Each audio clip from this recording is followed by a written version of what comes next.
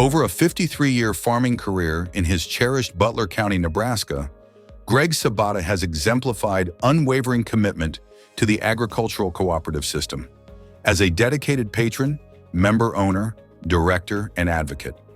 I was never a board member of the David City Co-op, and it was after Brainerd took them over that they felt they needed a board member from the David City area.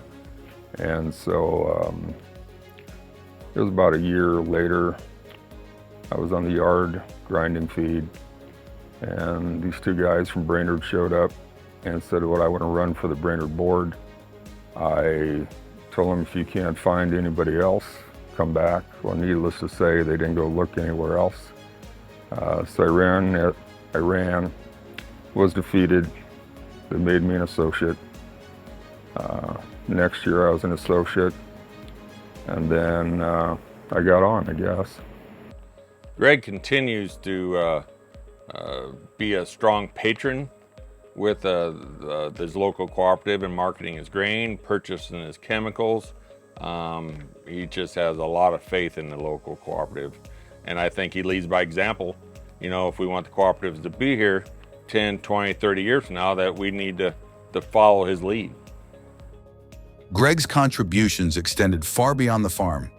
He served over 30 years on the board of directors of Frontier Cooperative, most as chairman, playing a pivotal role in its growth from 6 to 50 locations. His leadership reflected deep conviction in the founding principles of farmer-owned cooperatives.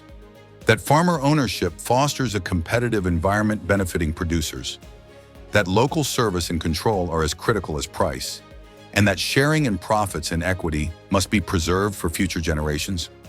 Greg Sabata believed in the cooperative system to an unreal amount that you ever would believe. He believed in the growing and the building of facilities for the generation farmer of tomorrow. You could see that in all his statements in the boardrooms and why he believed in that so much. He also felt that the cooperative system brought things to the community. He brought employment, brought kids in schools, just rural America, things that the cooperative system has always built and has been here for years and decades. And he believed in it so much that he gave over 30 years of his life being on boards of the co-op and co-op council. It was just fantastic. A gifted storyteller with a rare ability to connect across all walks of life, Greg became a powerful voice for cooperatives. He championed their value not only in rural communities, but also with policymakers in Lincoln and Washington, D.C., advocating for cooperative-friendly legislation and regulation. Greg is also widely known for his networking among cooperative directors from across the state of Nebraska. He supported the co-op, but he also went the extra step of engaging other patron owners and other farmers and helping them understand that they own these impressive facilities that are built across the state of Nebraska. And those facilities are an integral part of the communities that we live in and that we operate in. Rural Nebraska would not be the same without the cooperative landscape. We're a large employer in a lot of those areas. We have impressive facilities that we've spent a lot of money building and maintaining in those areas. And quite frankly, not a lot of other companies are doing that in rural Nebraska. And Greg was a huge champion of that and spoke at length to anybody that he came in contact with about the positive manner that impacts rural Nebraska.